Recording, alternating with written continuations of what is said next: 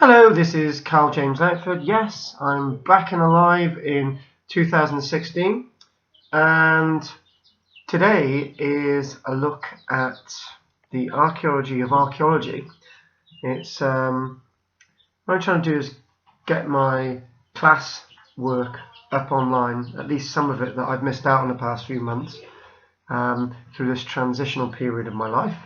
And this is part 2 of the Archaeology of Archaeology, and we're going to briefly look at Troy to try and understand it a little bit more. Troy itself was to be seen in the annals of various historians' works, and Troy itself we need to see in the sense of legend, myth, history. But was it to be seen in the archaeology? Well, Homer's Iliad pointed towards Troy existing, part of a great epic, a great story of mankind.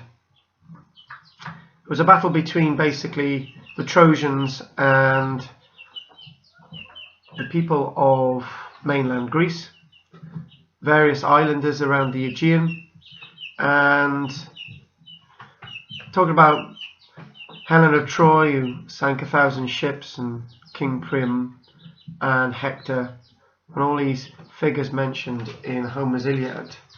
An individual in the late 1800s, known as Dr. Heinrich Schliemann, decided that it was his life's meaning, his life's ambition to actually try and understand whether Troy existed or not. Because up until this point, up until about the 1860s, it was believed that Troy was just, as I've opened with, a myth and a legend. By the way, those that don't know me, this is Karl-James Langford. I'm a professional archaeologist, and I'm still a lecturer for Archaeology Cymru. So let's move on. This is the location known as the Troyas, and you can see sort of just off centre the location of Troy, believed to be at a location known as Mount Hisarlik. People still believe, even today, 2016, that Troy is a myth and a legend. Troy never existed, and in fact, others believe that the Troy that Schliemann did believe that he'd found, and this is Schliemann in this image, is not actually at Mount Hisarlik, but at one or two other localities. Today Troy is quite some distance from the sea, but back then the harbour fronted onto it. But with the various inundations of silt into the Black Sea, and no doubt the Aegean, whole harbours have been lost and silted up. Schliemann, again, painting this individual, this figure. Schliemann is as much as a legend and a myth as Troy is itself. He worked across the Aegean from the late 1860s all the way through to his untimely death in the 1890s. And Schliemann was a man who looked at these pages of Homer's Iliad, and he saw that there was a pattern, just as you would see with the Bible. He excavated at Mycenae. This is the mask of, he believed, King Agamemnon. When he excavated at Mycenae, he believed that as he lifted up this mask, this golden mask, he was looking into the face of Agamemnon, but the dates were not the same as to be seen at Troy. In fact, the varying layers at Troy 1, 2, 3, 4, 5, 6, 7, and so on. He wished to prove that Homer's Iliad was real, and in doing so, sometimes you miss the nuances, the fine text of the reality. When Schliemann was excavating, he went through the Troy that would have dated possibly to Homer's Iliad, maybe roughly the time of the Mycenaeans, Mycenaean civilization, which archaeologists know spread across the Mediterranean about 1200 years BC. And he dug right through it in the 1870s when he was first working at Troy. And when he dug right through it, he didn't know that he had destroyed the layers of Troy as he was digging through it. He went through to Troy. It said 1 and 2, and he said that was in fact Troy, but in fact the real Troy that he'd been looking for, he had in fact destroyed. And this was recalibrated in 1880. Troy was a work undertaken by Schliemann that seemed to be quite sloppy to begin with, but 10 years later he became an archaeologist in his own right, with Helmut Dollfalt, who was a German archaeologist, helping him at Troy, and his techniques changed, and then he realised that he had in fact destroyed the Troy. But there were bits of Troy that he did actually find, the Troy of Homer's Iliad, approximately around layer 6 in the strata. And one thing that we can say about Troy is that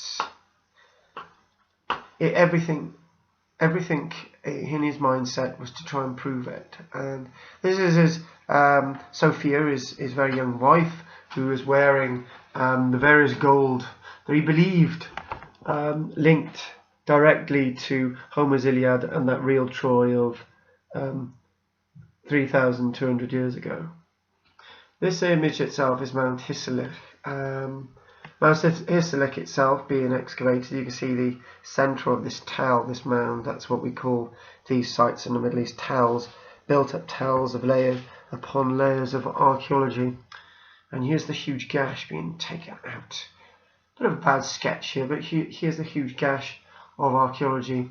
And up in those upper layers, more or less, below the Hellenistic and Roman layers, was in fact the Mycenaean layers, which he dug through. Some plans, giving you sort of an idea from Wilhelm Dollfalt's idea of Troy, the citadel of Troy, from the date that we think Homer's Iliad actually took place.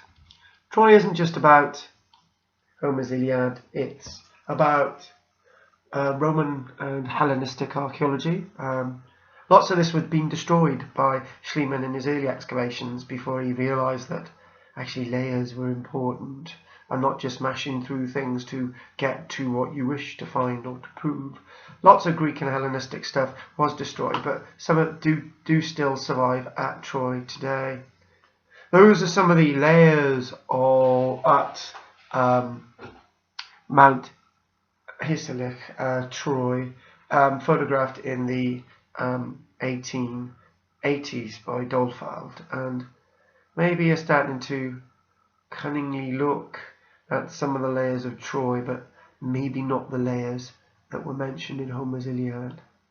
Again, look at this huge gash through the archaeology to get through to Troy 1 and 2 from these early illustrations within the annals and pages of Schliemann's work. Look at the varying layers getting all the way down, metre upon metre. The early stuff, that's the early illustration from 1870. And getting down to the very early stuff, but obviously the early stuff is as important as the later stuff and the middle stuff of Homer's Iliad, but obviously damage being done.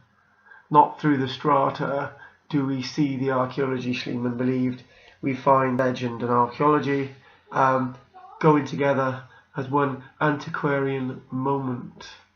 But then he decided that strata was very important and you could read it. There he is, looking out. Schliemann himself. There's the dream of Homer's Iliad, he believed. Those little ruins down layers 1 and 2 of Troy. Obviously further up, metres up, were actually the Troy layers that he was actually eventually did find in the 1880s, and he realised his mistakes. Some of the early archaeology, early archaeology published in his book, his own illustrations. This is Troy today, the big gash through the archaeology. Another illustration of Troy as you see it today, with mixed layers, Roman on the top, then bits of Hellenistic stuff and bits of the Troy of Homer's Iliad, going all the way through the sequences, down to layers 1 and 2 with the walls and towers. As in Samuel Coleridge's In Xanadu did Kubla Khan a stately pleasure-dome decree, whereof the sacred river ran through caverns measureless to man, down to a sunless sea, twice 5 miles of fertile ground, where walls and towers were girdled round. I think I got that last quote right, but Samuel Coleridge was writing about Troy and the ships, Helena's ships. Looking at the very early Troy there, the big strong towers, which he believed were the Troy of Homer's Iliad, but he was wrong again. But he learnt those mistakes. Some more of the walls of the Troy. Now this itself shows, so what we've got very much later stuff in blue, and the very sort of yellowy stuff is sort of getting down through the layers. So very early stuff at the bottom, that's what he believed that Homer's Iliad was, but it wasn't. It turned out to be something very different. Look at those great walls, big sort of powerful, imposing walls of Troy. There's a landscape map of where we're looking. Obviously Troy marked there, but many other localities, upland, mountains, hills and stuff, could actually be the localities of Troy if you don't believe it was at Mount Hisarlik. Moving as well, this is the much later stuff. Actually a bit of a mix of later stuff and sort of the actual Troy itself. And this map itself, as we start to close, we got the lower citadel, layer 1, then you've got 2, 3, 4, 5, and 6 and 7 there are believed to be the Troys of Homer's Iliad, and 8 and 9 are the later stuff, Hellenistic and Roman, because there's a bit of a gap between 1200 years BC and the Hellenistic stuff, roughly about 500 years BC. Anyway, getting into it, trying to get the flow, so hopefully I'll do another one as well soon. And thanks for watching my video log today, and it's great to be back.